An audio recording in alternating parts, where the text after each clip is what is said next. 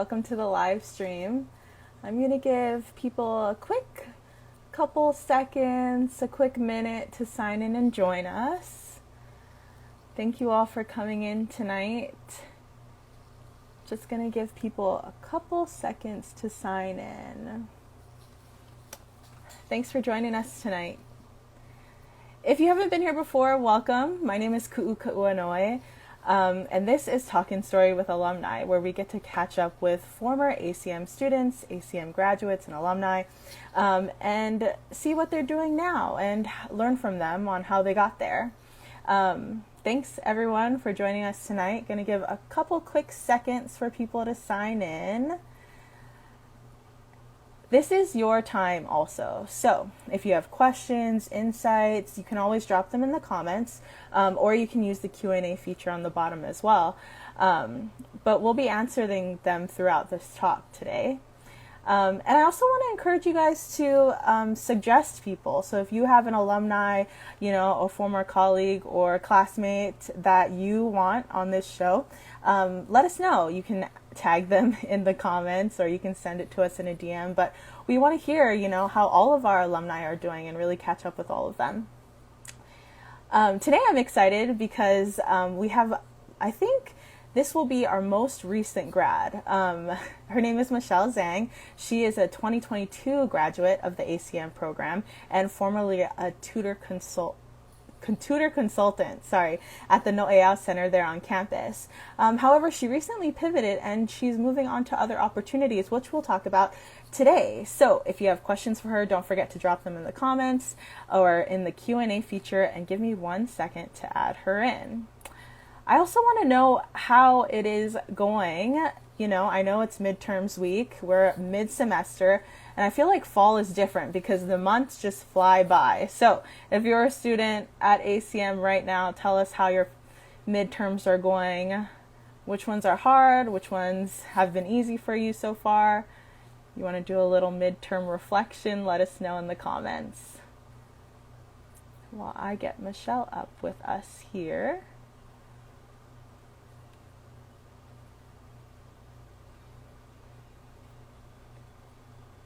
Thanks for joining us. Again, my name is Puanani. We do these alumni talks to catch up with former students of the ACM program. We've had a bunch of different people on who work in different industries, who have really, taken their experience at ACM and applied them to different roles.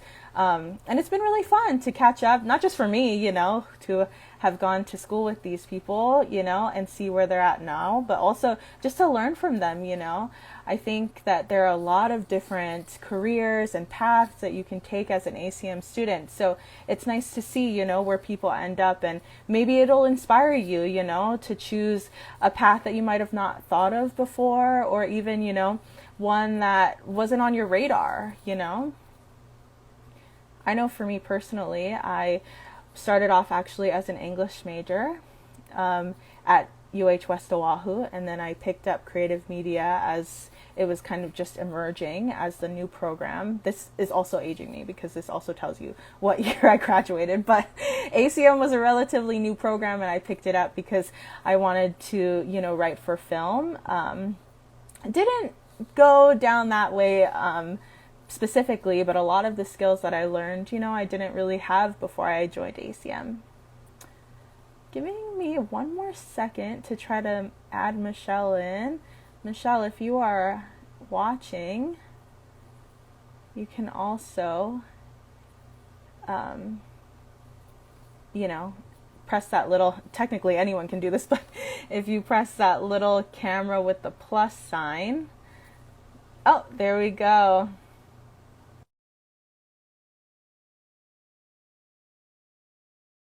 Oh, sorry. Let me, I see your request, Michelle. There you are.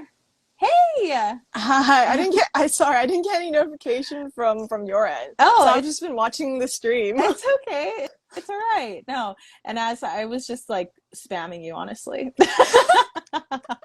waiting for it to happen. But I'm glad that you got on. Thanks for joining us tonight. Hello. I give everyone a little bit of an intro, about what we're going to be talking about. But of course, I want to know more about you and kind of how your experience was throughout college, but also now as you're navigating your career. As I mentioned at the top, you're actually one of our most recent graduates. A lot of a lot of our friends that we've had on before, they've graduated around my time, 2011.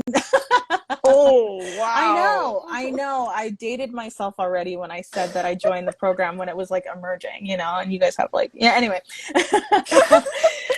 Anyway, times have changed, even in that, decade between when I graduated and when you graduated. I mean, so much has changed as far as the job market, as far as the program, so I'd love to get more of your insight and experience on that. But how about we start off, and this is how I started off every time. Sorry. I wonder if anyone else gets sick of this question. I don't. Because I just like to know, about what it was like for you growing up. So I always ask everyone on, when you were growing up, what did you want to be? Great. Okay. So part of my story, part of my journey at UH West was that actually when I first joined, I was a secondary education math major.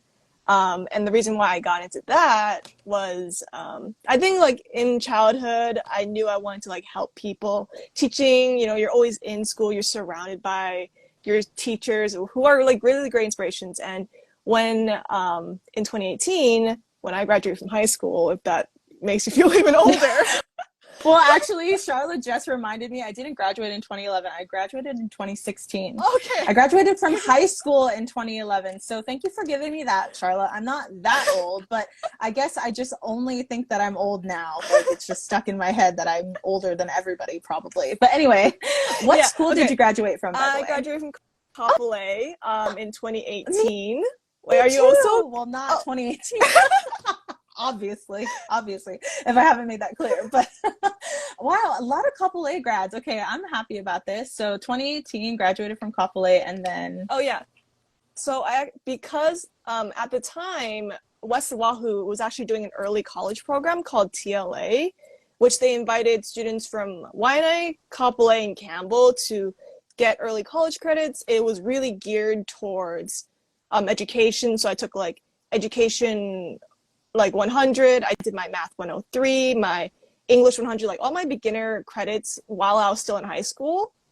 And then so when it came to like choosing a college of like where to go to, I'm like, well, I know that if I go to West Oahu, my credit's going to transfer super well and I can totally like just skip a whole semester. So I was like ahead of like all my peers at the time because I got a few credits beforehand. And I actually stayed in secondary education for 2 years. And in that time, I went up to, because secondary education math specifically, I went up to calculus 4 and 5, wow, which no one should ever do unless you are unless you really are like a math major. You don't even need calc 1, honestly. Yeah, just stick with your math 103s, your math 100s. That's all you really need. Especially if you're pursuing ACM, that's all you really need. So yeah, I took 2 years of education credits. Like I did like psychology. I did the SPED class, like how to teach for students who are SPED, and like all those. But then in my second year of, it was like my second semester of like student teaching, like going into the classrooms and teaching there as well. I realized like, I love the kids. They were super fun. Like they're super good kids. Like teaching was like nice and fulfilling, but also like I didn't feel like passionate about it. And then something I knew I always felt passionate about was art. So, ACM was like right there. And then when I was like anxiously approaching my advisor, so I'm like, is this the right decision? Like, is this like, am I doing the right thing? I have like 2 years worth of credits in education already. So I was so nervous about switching. And then I think it was Rebecca Carino. She was just like, yeah, just do it. You're fine. And then because I had all those early college credits, like the math 103, the English 100, I was still on track to graduate with my class because, in those first 2 years, it really is just your like intro classes. So then I was still on track to graduate with my ACM degree by 2022. So that was exciting. Yeah, no. Okay, so even before, you started your college career, you wanted to be a teacher. And then it's okay because you learned that maybe you don't want to be a teacher, actually. This is going to come up, I think, because it seems like you were just the master of the pivot, which is hard, which is actually really hard, because a lot of people don't, know when to recognize that. So, I mean, you recognized it early in your college career, you switched over to ACM. Any particularly, significant or poignant projects that you worked on that really stood out for you while you were at ACM? Projects. Well, okay, so following my first 2 years as a secondary education math major, the other 2 years were filled with ACM, but it was also COVID times ACM. Tell us So about like a lot of them were like online classes. Like I remember it was like the next semester, like I transferred and it was the next semester I was an ACM student. I was taking my CM 102 class with Jeff. And then we got through like the first half of the semester of like learning how to use the camera, like learning the very basics of editing. And then literally the next week, it was like, okay, you guys are gonna film this project. You guys get to borrow the camera. You did all the tests and you passed all this. And then literally the next week was COVID. And I like, it was just so like devastating. Cause like you learn all these skills and it was just like unable to use. And so like I had to revert to using my phone for a lot of my filming because we still had to do projects at home and it was a lot more home projects. And I had to revert to using my phone, but I think it would have been such a cool experience and a good opportunity to like learn how to use the camera, get more experience with the camera and things like that. Yeah. I mean, thank you for speaking to that, experience, because that's what I mean, in this time, like the college experience has changed, the career field has changed. I mean, a lot of our students now, they probably started towards the end of the pandemic, or, where maybe they started going back on campus. Charlotte can clarify for us in the comments, but I'm wondering for you, having to learn remotely, any kind of tips or advice that you can give for our students who are transitioning back into kind of, more of an in-person hands-on learning? Definitely make connections with your classmates. Like I wish I got to know my classmates even more. We started a Discord server, specifically in my class. I don't know if the other classes are doing it, but it's kind of inactive. I'm sorry. But like also just like the opportunity, like during it, like we were communicating during when we were all still in school, like talking about like, oh, like did Charlotte get back to you on your assignment? Like I was so nervous about my presentation and like how do you feel? Or like, those kind of things, just like a bonding moment. And like, still getting to know each other. And things like that. Because I like prior to the pandemic, like we've all seen each other in the discussion boards and we kind of know like, oh, this person's going to post first. So I know like I got to post after them, or like you can like rely on those certain students. I was one of those students who kind of posted early. So then people would reply to me and I would have to come back later type of thing.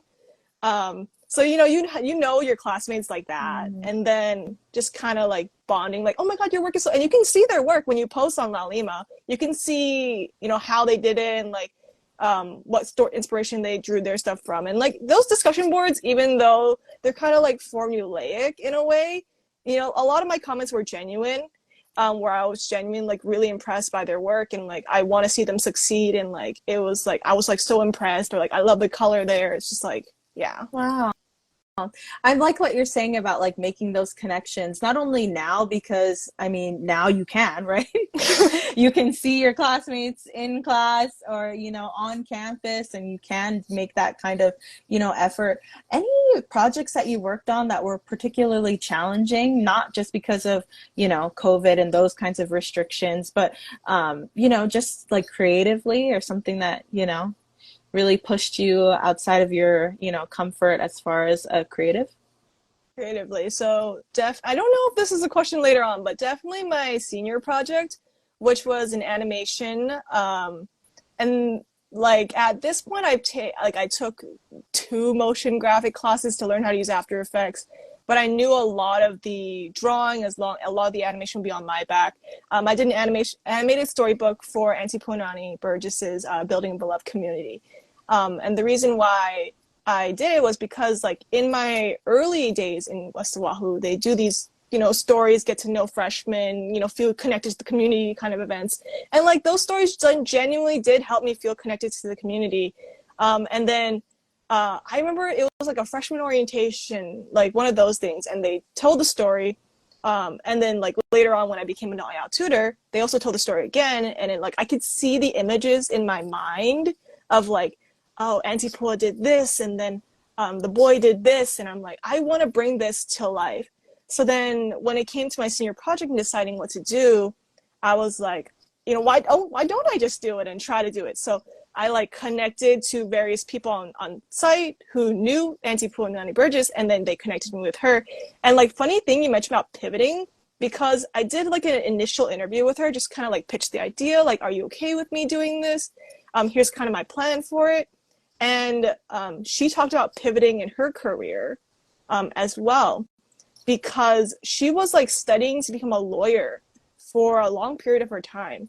And I think it was like either the week before her like final exam or something like that, she just decided, no, I don't want to become a lawyer. I'd rather do this community building thing in her home of Waianae.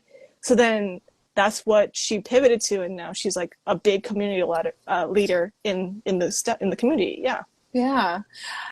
Wow, I love that, you kind of walking us through how you thought of the project and how you were inspired by it. And then, of course, your process and having, to tell this story.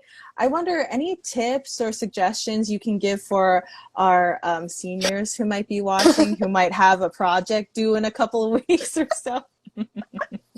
Get on it. Oh, yeah, I know. You should be on it at this point. Get on it. Okay, so definitely I procrastinated as well on my project. You're given like 3 months, and you're like, 3 months, plenty of time. And I was like chipping away at it. I would do like a background then. I would do all the just do some initial sketches here and there. And I think it hit mid-semester. I went on I don't know if I was burnt out at that point or if just like I wasn't motivated. But then I went on like a small vacation with me and my friends. We just flew out to Hilo to visit one of our other friends during spring break. And it was during then where I'm like, oh my God, I'm feeling relaxed. I don't need to like be working on my project all the time. So having that small break motivated me to get on my butt to finish it. And then from there on, I think I spent like 8 hours or like 7 hours a day, like doing the drawing. I mean, like a lot more steps than it would have been if I'd been doing it consistently, but like doing line art, coloring. Like I remember staying up late into nights with one of my friends who was doing like a similar project regarding animation. So we'd be like coloring and talking on Discord at like 12 at 1. And I especially remember that like the last week, like it was such a grind. If you want to save yourself from the grind, please get on your projects now. Yeah. I like, it's kind of like a managed procrastination. Yeah. And like, take the breaks that you need, but also, get on it. Yeah. Mm-hmm. I mean, I'm glad that you brought up that project, but I did want to circle back to another one that you did. Why don't you tell us about the picture book? Oh, okay. So, sorry, there's an airplane. I don't know if you guys can hear it. No one ever listens. No one ever listens. Okay, Charlotte. Yeah, wait, I'm gonna wait for the airplane to fly over. Yeah. Oh, okay. So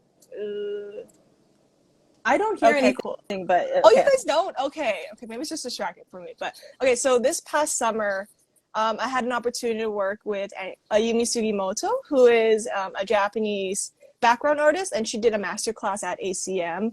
So I like popped into ACM one day. I took off from work, which was just at the Noʻeau Center. I like, hey, like I'm taking 2 hours off from work. I'm just gonna go to this thing. It's just a personal thing. And I went to the presentation, and then she was looking for like a picture book artist, and I'm like, just shoot my shot. Let me try.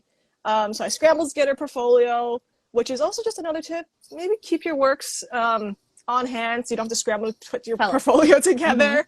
Mm-hmm.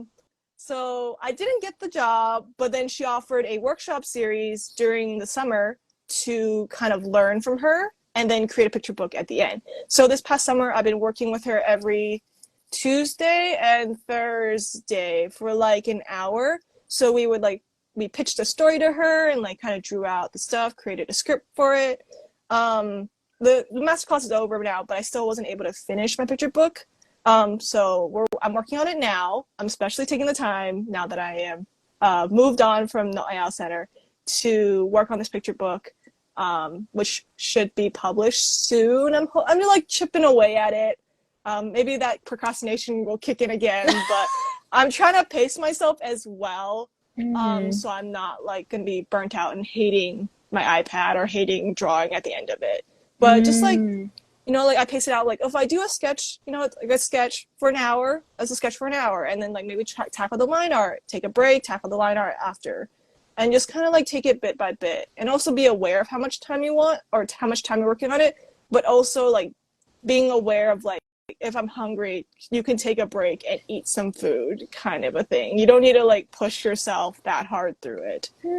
So definitely self-care, but also like making sure you get the job done too. But I know like now, because I don't have a job, I'm like, I know I can work at this time as well as this time as well as this time. I don't need to be like up at 8 a.m. the next day type of thing.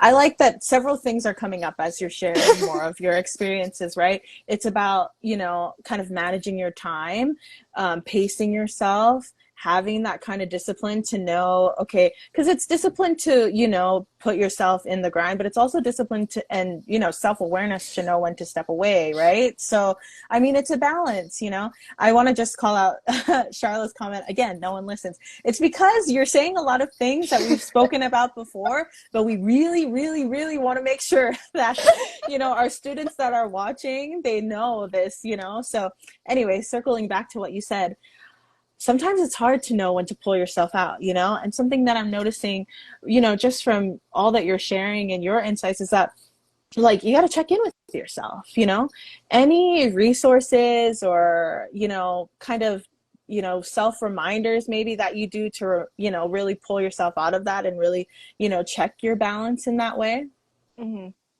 For sure. I have an amazing support system in my friends that I can talk to. And then like including that friend who I'm on Discord on at 12 a.m. type of thing. Just having them support me and like telling me that, like you're not like you're making the right decisions, but like you're on the right track kind of thing, and you're doing things for yourself is like, it's been a really great growing lesson that I've learned. Yeah. This is also just to say, like, those friends that you make in school, your classmates can become, your lifetime friends that can really be those people to check that for you, especially if you're all going through the same experience of really going through the grind, trying to get your projects done. I mean, you mentioned that you were working late with someone else who was doing a project, like really finding that camaraderie will help with that balance. So I like that you mentioned that. Picture book, I'm excited to learn more about that, and see how that comes out for you. But I'm wondering what has been like inspiring you to get that done, or like where, as creatives, I love to know where other people find their inspiration. But I mean, I don't know if you can give us a preview of that story, but what's really informing that story that you're working on? So Ayumi was looking for something like Hawaii based, right? She came to Hawaii, is looking for Hawaii students to tell a story about Hawaii. And I grew up here my whole life. So I knew like some elements of like aloha and like family that I really want to tell in my stories in the future, or even just like for this one. The story follows just a family day, and then the concept of amakua, where like the spirits of your ancestors are like following all around you, and then the concept of like this family's going on like a hike and they see a bunch of like creatures, or like even on their drive there they see a few like animals, and it's just like it's not just a family day for the main cast, but a family day for all the creatures they see around them as well. So that was like the inspiration of that. And I think I was really inspired because my sister recently moved away for college, and I wanted to have these like I'm gonna start crying. I wanted to have these like family moments with my sister before she went off to the mainland for college. So I wanted to spend more time with her too. So that was probably a big inspiration as well. Yeah. Oh, I love that. No, and thank you for sharing that. I like to know like the heart of you know, the things that you're passionate about, the projects that you're working on. So that's a beautiful, I mean, I wasn't planning on asking this, but since you shared, you know, anything you're noticing, did your sister leave recently? Was this her first, is she a freshman? Yeah, this is her. She's a freshman at Cal Poly Pomona Oh, in California. Yeah, and mm-hmm. then we call like every week just to like catch up and stuff. I mean, like she's like just constantly complaining about California or like her college, and I'm just like, make friends, like, go hang out with people. I don't know, do what this is fun.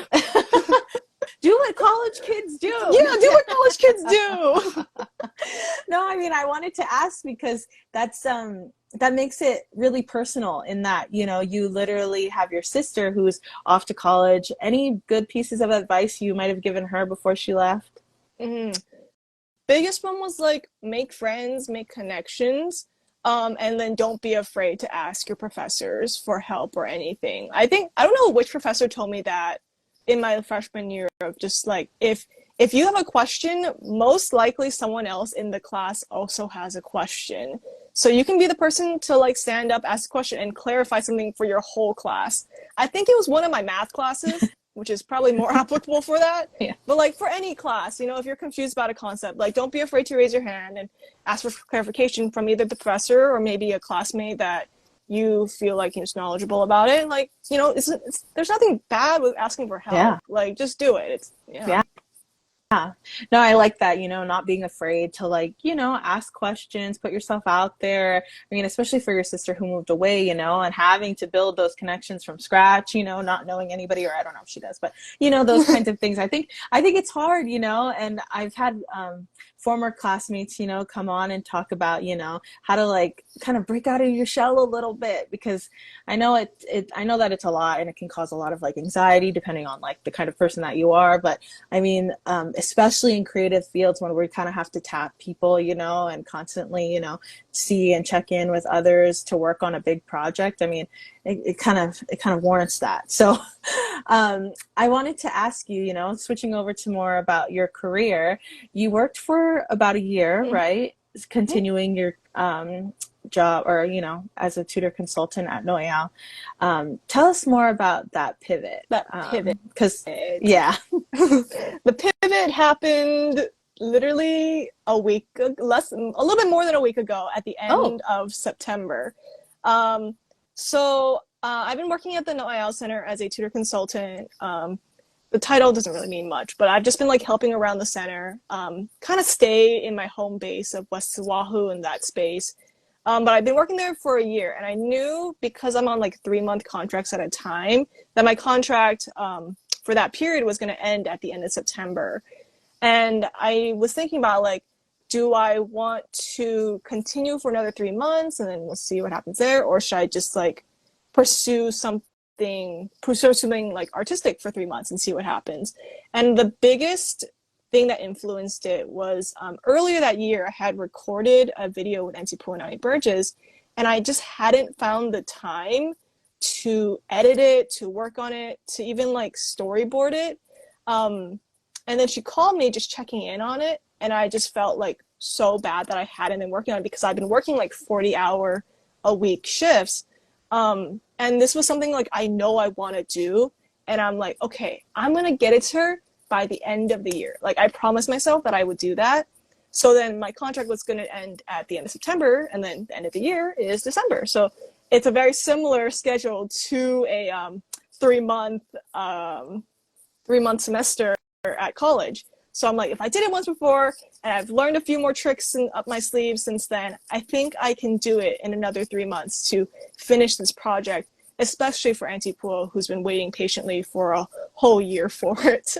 So that was my biggest motivation to do my pivot.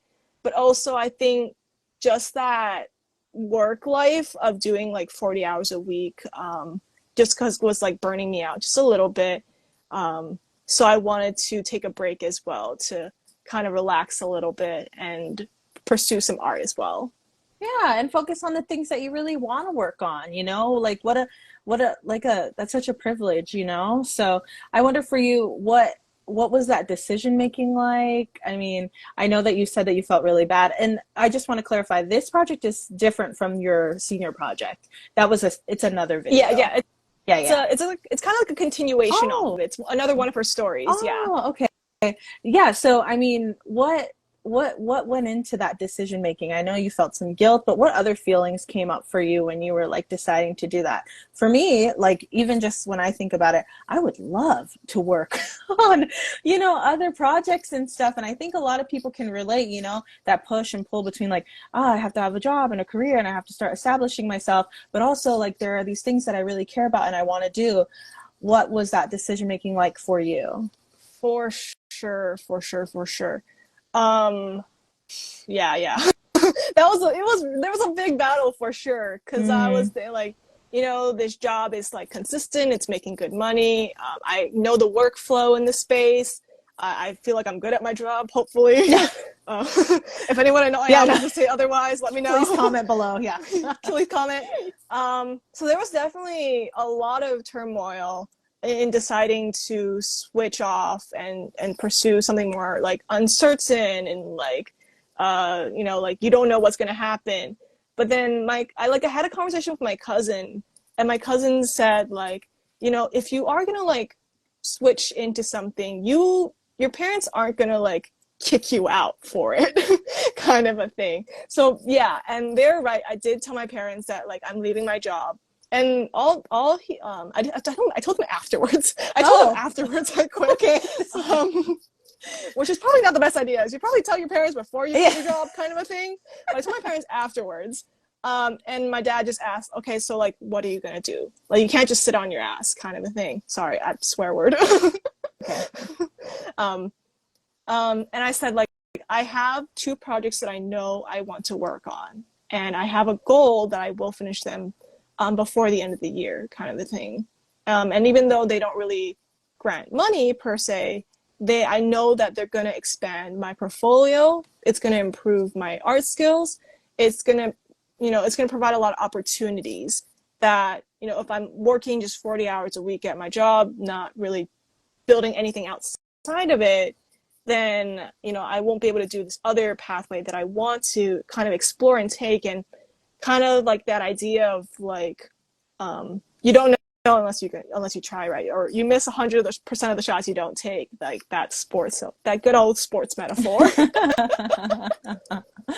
No, I mean, I get what you're saying, in that, like, yeah, there was a lot of turmoil behind it, but I mean, really having that, really checking in with yourself and knowing the things that you want and finding the opportunity, I like that you mentioned that, even though, technically it's not like a stable job or anything, you still are building your portfolio and you're still contributing to, your long-term success. And I think, weighing the pros and cons of that is different for everybody. Right. But thank you for walking us through, your own process. Any advice for our students who will be graduating and entering the workforce? I would say be patient, but also kind of be looking, because a very big thing is like I don't believe I don't believe in like a specific God or anything, but like life always finds a way to align things at the right time for you. Like, I know that when I got presented the job at Noʻeau as a professional staff the first time, it was like 3 months after I graduated, and I was kind of lost, and my parents had been nagging me about getting a job. And then I just like got a call randomly one day from Robin, the director of the Noʻeau Center, and I'm like, oh, okay, yeah, let me do this. And then I think like one thing leads to another, chain of things. I probably still would have been on my email, but it's because I was still very active in my Hawaii.edu email because I was at Noʻeau that I received the ACM newsletter that I probably wouldn't have checked on, that Ayumi Sugimoto was going to be doing a presentation and a master class. So like the fact that I was still on my Hawaii.edu email showed that opportunity to work with Ayumi, and that's leading to this picture book thing. So it's just like, I think life always finds a way to present you with the right opportunities at the right time if you're patient. But also you can't just like wait around for life to come to you. You gotta like have your portfolio ready if you are gonna do this. You're gonna have the skills to back up what you're gonna say and things like that. So Yeah. Yeah, no, I mean, I like what this person said underneath. It's very true. The reward of saying yes is greater than the regret of saying no. Thank you for sharing that. That one's great and ties directly into what you just shared. I have the same kind of philosophy that anything that's meant for me will come for me, and I just have to be ready. One of my mentors told me recently too that like the doors are open, you just have to choose to walk through them, and sometimes choosing is hard. Just choosing alone is hard, right? But being sure of yourself, knowing what's meant for you, those kinds of things. I only have a couple more questions. I want to encourage everyone that's watching to drop their questions in the comments before we close out tonight. We have a couple more minutes. You can use the comments or the Q&A, but I mean, one of my last ones is, where do you see yourself? I know that you recently just made this change and, you're focusing more on your art, but where do you see yourself in 5-10 years? 5 or 10. I know my earliest have goal, these benchmarks, but yeah. Definitely my most nearest goal would just be for the end of the year would be to get those 2 art projects done. And hopefully in 5 years, I am working, in maybe a studio, maybe something smaller kind of a thing, creating art, whether it's maybe the actual art of it, or maybe it's writing stories or something along those lines. I don't see myself staying in Hawaii. I think it'd be awesome if I mean there's like movie and studio opportunities but the animation here isn't as great. So I'm maybe going up to the mainland and seeing what's there. Or maybe even like other countries too. Like I don't want to just stay maybe like Japan or like I don't know, other places too. Yeah. I love traveling too, so I would not mind leaving Hawaii, but Hawaii is also a home, right? It's always home. So I love it here too. So I'm just gonna see where life takes me, but hopefully doing something in the art field and especially with like the technology these days and like all the changing opportunities and new jobs coming up. Maybe the job I end up doing in 5 years doesn't even exist now, kind of a thing. So always exciting to think about that. Yeah.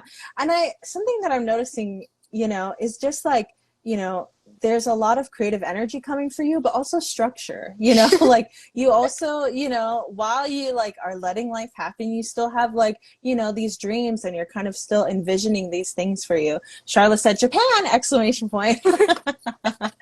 I like what you said though, because I mean, that's true, and it's okay. That's the other thing too. I know a lot of our students are here, obviously they're based on Oahu, but it's okay to go away and find those new opportunities, whatever is your values and your goals, do those things. And yeah, your job may not exist here in this country or may not even exist yet. When I first started out in social media management, as I mentioned, that was like a relatively new job. Now every company has one of those. So it really is that you can, go to where you're being called and kind of find those things that you're really passionate about as far as creative work, as far as your art. Charlotte put remote work. I'm all about that remote work life. Flexibility. I think a lot of people value that now more than ever. I mean, tying back into your earlier experiences going through COVID in college. So, I mean, if anyone has any more questions, let us know. This is like my last call. My final question for you is, where do you find your inspiration from? I love to know, just because I like to know who I should follow. The accounts I should follow, the people that are really, innovative. So who's inspiring you, or where do you find your inspiration? Ooh, such a great question. Oh my, I'm into such niche topics that it's like bring it up. I won't know, we won't know until you say it, and then it won't be so niche. Okay. Well, I'm finding a lot of my inspiration from this site called Dropout. This like company called Dropout. I'm looking right now. They used to be College Humor, if you're familiar with that. Yeah. But now they're making like a lot of other shows, which is just like improv based and also like RPG based. So like they're such creatives that are just like working their magic in being comics and all that.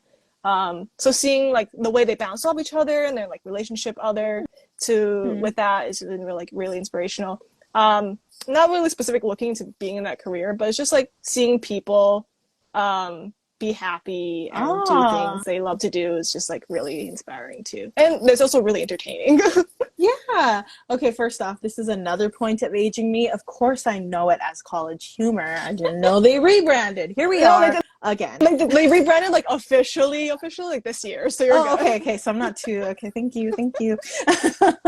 I mean, I like what you're saying about being inspired by other people who are inspired because that's simply put. I mean, that's why I asked that question, so I can be inspired by what you're inspired by. We only got one question. It looks like it's from Charla. Do you think if you had a job offer from Japan, would you go? Have the workshops prepared you to work in a different culture? Okay, if I did get a job offer to Japan, I would be there like instantly. Oh my God, Instantly. that'd be amazing. But I don't think the workshop prepared me for the work culture at all. No, I don't think so. I think definitely like Japanese work culture is like intense. I also have a friend that like lives in Japan, and then she's like always working and tired. I'm like, are you okay? She's like, yeah. Yeah. um, so I think if I do get to go to Japan, that'd be amazing. But I know it's going to be much of a different shift than working in Hawaii and the very relaxed culture here kind of a thing. Yeah. Yeah. I mean, just what I know stereotypically about that work culture. It's kind of the exact opposite that we've been talking about. They have they work like 6 days a week, yeah. don't they? Or 7 days. I'm not sure. I recently was listening to about I think it was like on a podcast or something. So yeah, definitely like adjusting to that culture. I think that's something that everyone will have to think about. I mean, not only if you want to travel internationally or work nationally, but even just between companies, like I think that's such a big thing when you're entering the workforce is really understanding the organization and the structure of which you work. I mean, every workplace is different. Oh yeah. Yeah, definitely. And I really do. I'm really, really grateful for my time at the Noʻeau Center. It was a very comfortable switch from being a tutor at the time and then now professional staff. And seeing that switch of like, maybe not like, I guess a little bit of like respect as well as like responsibilities and like the role I have to take and like how I present myself and things like that. And also just like, it's like a 9 to 5 kind of like more corporate culture kind of a thing. So that was a really nice experience to kind of see what that's like. Cause I know like, animation or like especially freelance is like super different from like corporate lifestyle. So like, I think it was just a really great experience to see what that was like. Yeah. Thank you for pointing that out. Every place or every kind of role has a different kind of structure. So freelancers, it's so different from corporate, so different from working in different industries. But I mean, just trying it out, right? For our students and finding that place. Agencies are so different from corporations, So, I mean, just try. What I'm learning from you is to just try it. What did you say? You miss 100% of the schlucks you don't take. I totally watch sports and know who said that. Yeah, no. That's the motto of our talk today. We have one more question. How long have you been drawing before actually joining ACM? Yeah. Okay, actually I'm gonna like switch my camera real fast because I have like a little thing to show in my room. Ignore how dirty it is. But okay, so in my room I have this kind of like wall of art. This is the line holding up the curtains. But just like a line of art. I try to do one end of the year drawing every year, and I've been doing it since 2010. Yeah, so I've been drawing since I was a child. I forgot to do, well, I didn't forget to do 2021 or 2022. It was just like, it was really busy time, so I couldn't find the time to do it. But I do plan on doing a drawing for 2023. And what those things are, it just basically like recaps my year and like the big moments that happened. I don't know if you saw in the pan, but like in the 2018 one, it's when I graduated high school. So that's like, I have my drawing of myself in my graduation gown and all that. So I've been drawing for a while, and I don't know why it took so long to, be confident enough to jump into art as a career. But I think, the timing of things and how life works out, I am now pursuing art very excitedly and very happily, energy recharged and things like that. I'm learning so much from you, Michelle, as far as like you are a self-reflection queen. Okay. You are taking that intentional time to, you know, realign with the things that really you know, bring you joy and make you happy and all of those things that you've talked about earlier. So, I mean, yes, we will check out Auntie's video.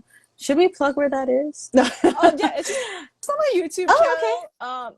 Yeah. And Charlotte said on our YouTube channel. Yeah, Perfect. on their YouTube channel too. Yeah. Perfect. You just search up like Building a Beloved Community and see Puanani Burgess and maybe my name or UH West Oahu afterwards. You'll definitely find it. It has over like 4K views right now, which like sometimes I don't believe it. And like I go into the statistics and like people from like Malaysia or somewhere in the Southeast Asia region is watching and I'm like, okay. Okay. Like, yeah, you're watching it. Awesome. I hope you learned the lesson and stuff like that. So yeah, honestly, the reach of it has been insane. And sometimes that number's just like, oh yeah, 4,000 people have watched this. It's crazy. It's making an impact. Yeah. A follow-up from that question was very interesting. Thank you. I also graduated 2018, but joined ACM through the Melee program at HCC. Yeah. We have some Melee program. I think we do. Oh, yeah. And Charlotte said, yes, we share it to our visitors. Oh, there you definitely appreciate the view. And you know what's crazy is that like the views isn't just, it maybe like it counts it as one person, but like in the room there could be like 20 people as well. True. So like the percentage or the multiplication, I no longer a math major. The algorithm, I don't know. Is, yeah, whatever. Is even higher. So it's definitely impacted more people than the numbers say. So I think that's amazing. And that's why I really want to work on the second project for Auntie. Yeah. Soon. Yeah. Oh, that's great. And we're looking forward to it now that we all know that it's on the YouTube channel. We can watch the first one. We'll be on the lookout for your next one. Thank you so much for joining us tonight, Michelle. I learned so much from you in our chat, you know, despite our huge astronomical age difference. No, I'm kidding. I really appreciate it. You've shared so much insights, and I really hope that, you know, our students and everybody that's been watching has gleaned a lot also. I know that we had to do some plugs, so let me do ours really quick because I know you have one also. I was, just for context, we roll out the red carpet for all ACM things, okay? Whatever you're working on, whatever you're doing. So for us, you know, over here at ACM, you guys have a masterclass tomorrow with a 3D animator. So I want to make sure I say his name right. So Sosuke Saito. Perfect. That was my plug, Charla. Go ahead, Michelle. What did you want to plug? Oh yeah. So I mean, if all the students definitely check it out. Like me randomly getting the email and choosing to go to Ayumi's one, you know, has now bloomed into this project. So definitely if you're into 3D modeling, definitely go to his one and see what it's like. You know, even if it's just to listen and talk and just see his experience kind of thing. But the thing I'm here to promote is that, well, I just left Noʻeau like a week ago. But I'm still here to promote them because they have their Western relaxation event tomorrow and Thursday. So just stop by A224 to like paint tote bags or get free Daiso Legos or get free ice cream from Samurai's. So literally just pop on by, sign in, say hi, paint a tote bag, have fun. Yeah, have fun. That's all you need to know. No, I'm glad that, you know, and that's nice that you still, you know, have those connections and you have that experience with organizing those kinds of events. And it kind of perfectly ties into what we talked about finding that balance. Jam your midterms and then go paint a tote bag. Yes, that's what it's for. Yeah, that's what it is. Western relaxation, or like it's WELA, like relaxation. I don't know who created it, but relaxation. Okay. No, anyway, thank you so much, everyone, for joining us. Make sure you are subscribed, you know, follow us on Instagram. Make sure you're subscribed to the newsletter so you know when the next one comes out. Michelle, I thank you so much. Everyone else, have a good night, and we'll see you guys next time. Bye. Bye. Thank you.